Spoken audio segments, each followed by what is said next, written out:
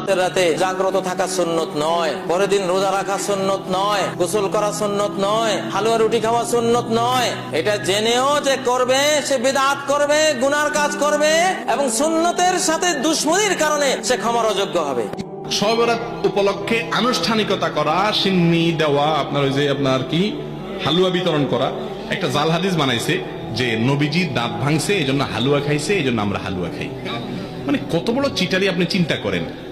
আপনার বাপের কথা কথা ঠ্যাং ভাঙছে এই জন্য উনি একটা ইয়া নিছে, কি বলে এগুলাকে, একটা লাঠি নিছে মনে করেন, লাঠি দিয়ে বেচারা ঠ্যাঙে ঠ্যাঙে হাঁটে, কারণ ঠ্যাং ভেঙে গেছে।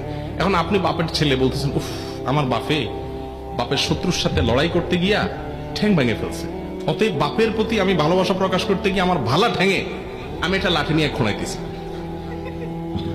বাপে ওই লাঠিটা নিয়ে মাথা দিয়ে মারবে কি পারবে না, যে বেয়াদব তুই তো আমার ভেঙাইতেছিস, ঠিক না ঠিক?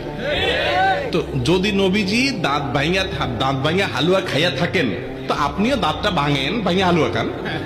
আপনি আস্ত ভালো দাঁত নিয়া সবরাতে হালুয়া খাইতেছেন, এর চেয়ে বাদ পারে আর কিছু হতে পারে? আর ওহুদের যুদ্ধ কি শাবান মাসে হয়েছে? আপনি এটা কোথায় পাইছেন? এগুলা সবগুলা হলো এই হালুয়া ঘুরির জন্য আপনার মাসালা বানাই নেওয়া আর কি। ভাইরা আমার, সবরাত কেন্দ্রিক রাত্রি জাগরণ, দিনে ইবাদত এবং আপনার আরো যত কাজ আছে, এগুলো কোনোটাই আসলে বিশুদ্ধ হাদিস দ্বারা প্রমাণিত